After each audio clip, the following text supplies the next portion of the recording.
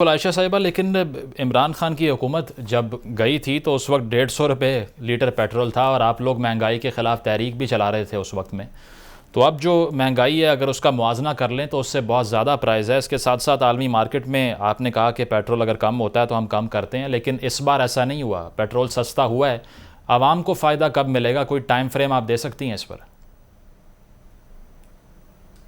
دیکھیے، گزارش یہ ہے کہ جب پچھلی حکومت کا وقت تھا وہ ٹائم پیٹرول کی پرائسز بڑی بھی نہیں تھی. ایک زمانہ وہ بھی تھا 40 روپے پیٹرول کی قیمت تھی، اور انہوں نے پیٹرول پھر اس وقت بک نہیں کرایا. اور جو ہمارے پاور جنریشن اور LNG وغیرہ کی قیمتیں کم تھی، نہیں ہو پایا. تو ہمیں اپنی بجلی بنانے کے لیے جو ان پٹ فیول چاہیے وہ ہم ٹائملی پچھلی گورنمنٹ نے نہیں آرڈر کیا اور نہیں منگوایا. ہمیں آگے جب قیمتیں سپر سائیکل میں تھی، کیونکہ ہمیں لوڈ شیڈنگ اتنی نہیں کرنی تھی جتنی ہونا پڑ رہی تھی، کیونکہ ہمارے پاس ان پٹ فیول نہیں تھا، ہمیں منگوانی پڑی زیادہ قیمتوں میں.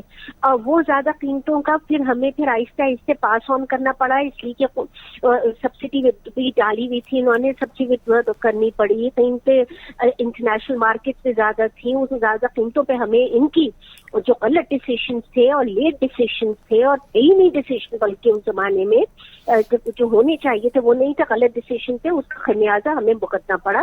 ہمیں کرنا پڑا کیونکہ ہم ملک کی اور اکانومی کے مفاد میں کام کرنا چاہ رہے تھے. ہم وہ کرنا چاہ رہے تھے جو صحیح کرنا چاہیے تھا.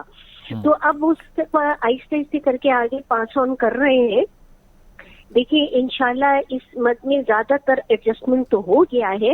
اب جو نئی چینجز آئی ہیں وہ یہ سیلاب کی وجہ سے آ رہی ہیں، جس کی وجہ سے تھوڑی سی ہم چیزوں کی کمی پڑی ہے، اور اس کی وجہ سے تھوڑا سا افراط زر میں اضافہ آپ دیکھ رہے ہیں جو اب ہو رہا ہے.